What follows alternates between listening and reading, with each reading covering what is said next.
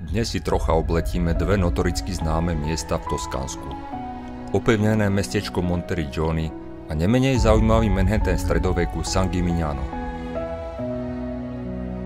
Monteriggioni, stredoveké mestečko z 13. storočia, bolo vystavané na pahorku počas konfliktov medzi Sienou a Florenciou.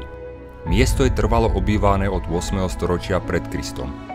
Obkolesujú ho hradby vysoké 20 metrov so svojimi 16 vežami.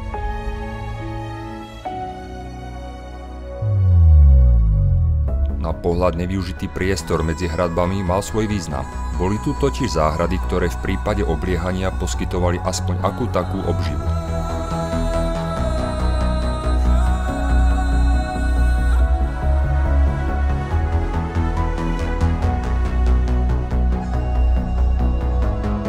Manhattan stredoveku. Aj takto dnes nazývajú mestečko San Gimignano.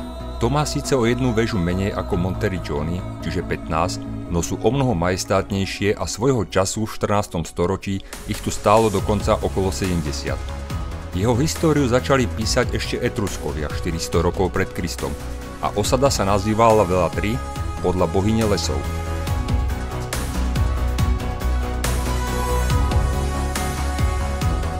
Dnes tu prúdia ozaj davy turistov a ako perlička je miestna zmrzlináreň, kde stoja davy ľudí v dlhej fronte.